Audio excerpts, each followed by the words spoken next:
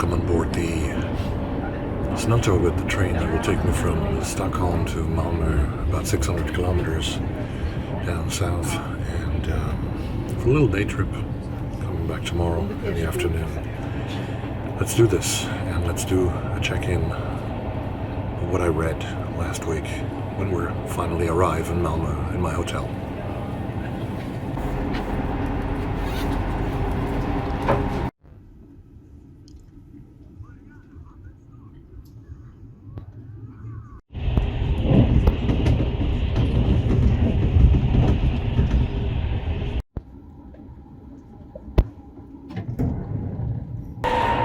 Hours later, approaching Malmo now. In about 10 minutes we should be there.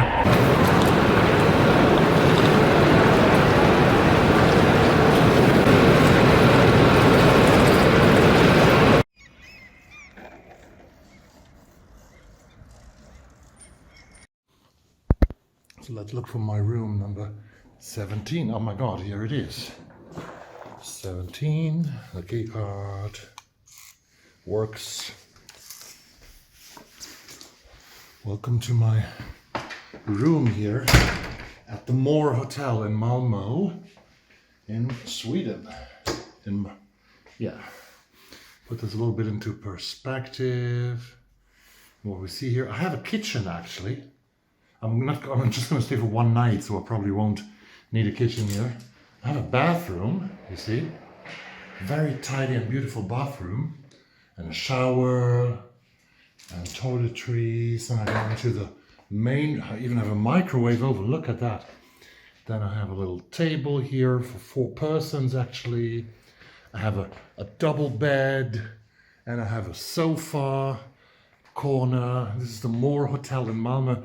This is what I would say $120, $125 or 120 euros gets you in the city of Malmo, the third largest city in Sweden. I have a beautiful view down to the street, and I will explore a little bit the town. I'm working here tomorrow and have a dinner tonight, so let's do Malmo.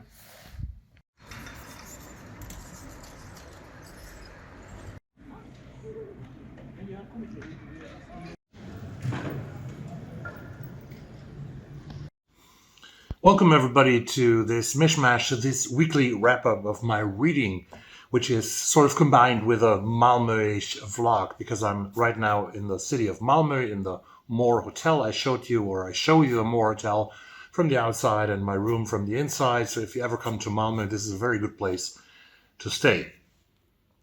I wanted to talk about DNFing today because I DNF'd at least John Darnielle's Devil House, the crime thriller that I started about 8 or 10 days ago. Very ambitious book by John Darnielle, who's at the same time the singer of the band The Mountain Goats. But it is a book about a young writer named Gage Chandler, and he is moving to a place called Milpitas, California. He's a true crime writer, and he is usually very close to the crimes. He tries to get very close to the crimes that he is dealing with in his books. And I think the crime that he's writing about now, when the time of the book is playing, is his 3rd or 4th book already. And he goes to Milpitas, California, where in the 1980s there was a horrible murder in a house. And exactly that house, Devil House, is the house that he's renting, the house that he's living in, to try to get as close as possible to this house and to the crime. Darnielle has written a very ambitious book. Probably for a lot of people it's a very good novel, and I think from the literary endeavor, literary exploration that Darnielle is doing, it is probably a lot better, in quotation marks, how is a book better or worse, than Nita Prose's The Maid that I have reviewed a few weeks ago here. But it wasn't just for me, because Darnielle is changing a lot of perspectives. There are a lot of characters that come into the book.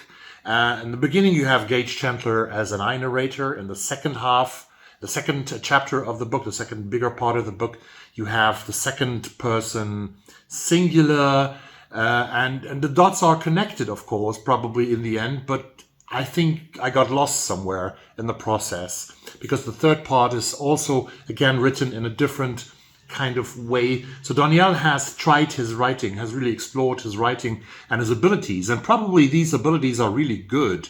The first part was okay, but then the second part started to distract me a lot, and that's why I did not finish.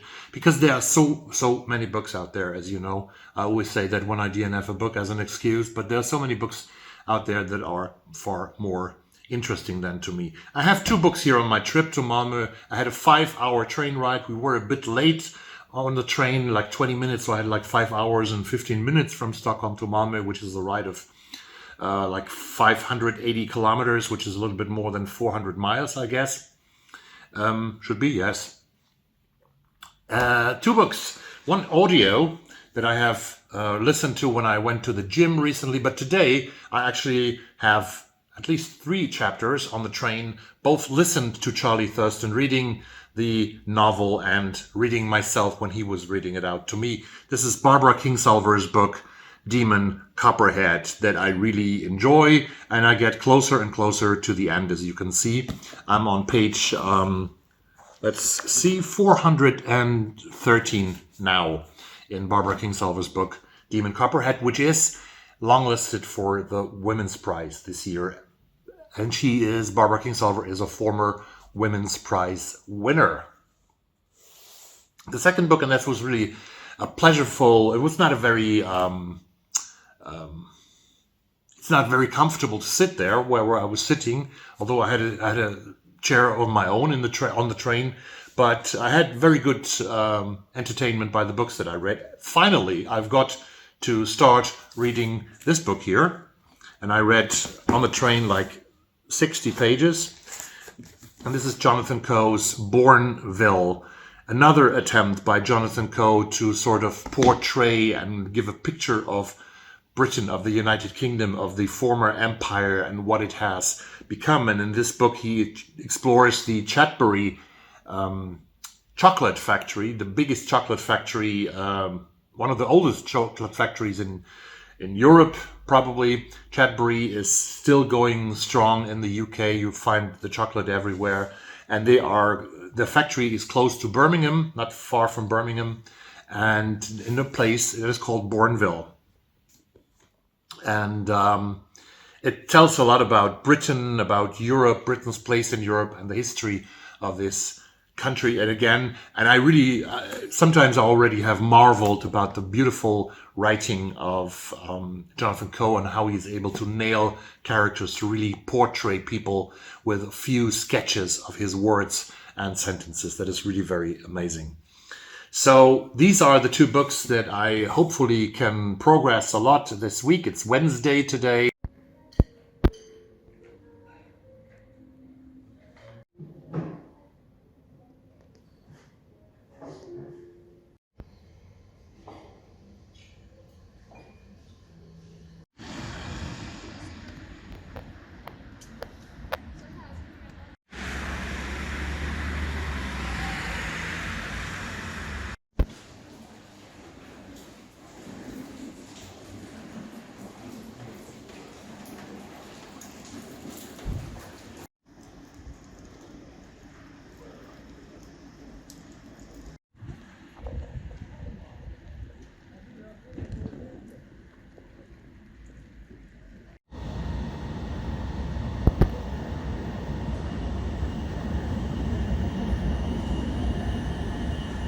I'm on the Snälltåget, which I'm going to take to Stockholm.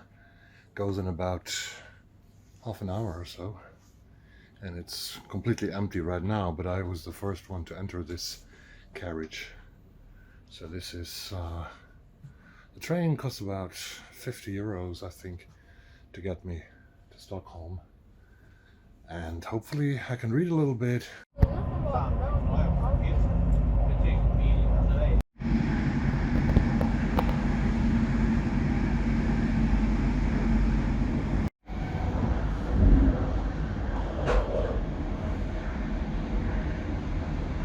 What are you reading now? Is it pleasureful for you, or is it approaching a DNF also for you, and what have you DNF'd recently? What is your last DNF?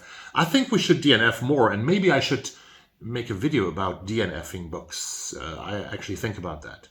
But until then, I see you soon. Definitely with single reviews for Jonathan Coe's Bournville and for Barbara Kingsolver's Demon Copperhead. But who knows? There might be another tech video and, of course, another mishmash next week. Thank you very much for watching, and bye!